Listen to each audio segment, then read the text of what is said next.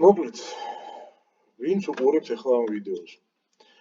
მაქვს ერთი უცნაურობა, არ ვიცი, ამაზე უფრო სუსტი კომპიუტერი მქონდა ადრე, ამაზე გაცილებით უფრო ნაკლები შესაძლებლობებით, მაგრამ აი ესეთნაირად ეს რომ ჭედავს ახლა ამ რაღაც კონკრეტულ, ასე ვთქვათ, ბრძანებებზე, არაფერი არ მსგავსი სხვაგან არ ხდებოდა. მოკლედ დავაკვირდით ახლა სიტუაციას რა ხდება.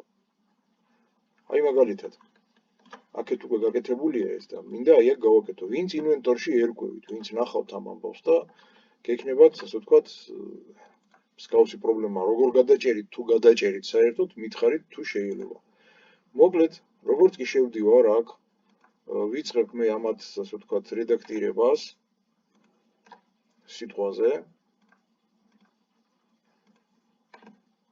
შეხედეთ რა ძალიან ნელდება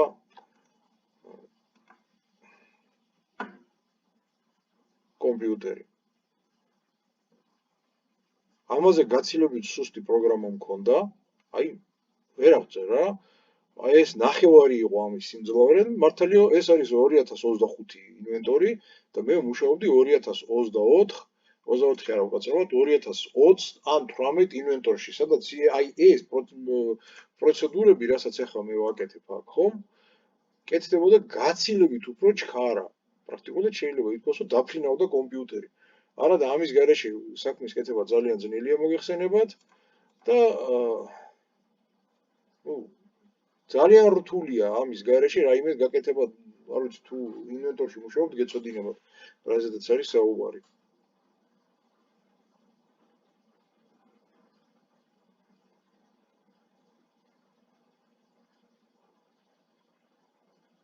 შეხედეთ რა რაოდენობის დრო მიაქვს ამ ყველაფერს.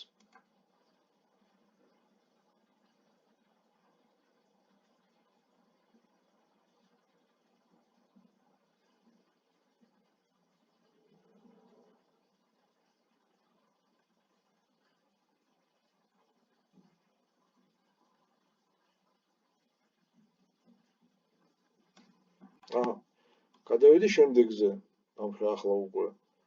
იგივენაირად აქაც.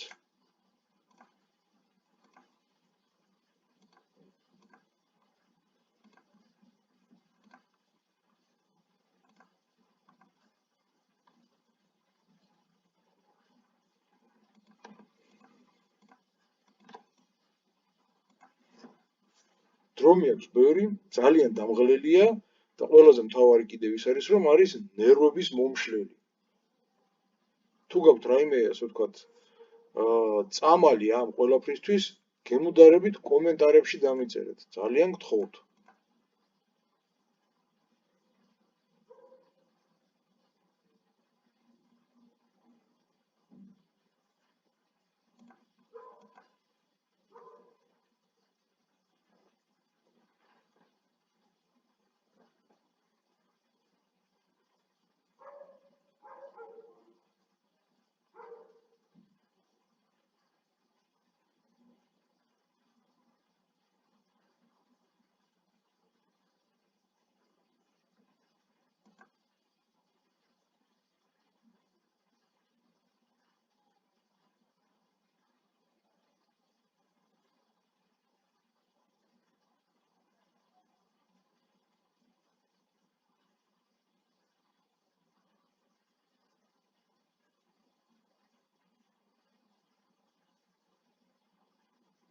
ელემენტარული პროცედურის შესასრულებლად, რომელსაც სინამდვილეში რამდენიმე წამი უნდა, მე დამეხარჯა პრაქტიკულად 5 წუთი.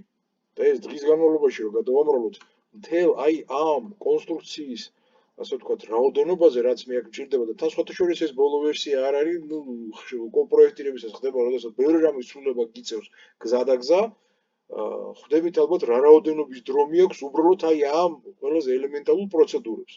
მოკლედ თუ რამე იცით, გთხოვთ, ძალიან გთხოვთ, იქნებ რამე წამალი დამიწეროთ.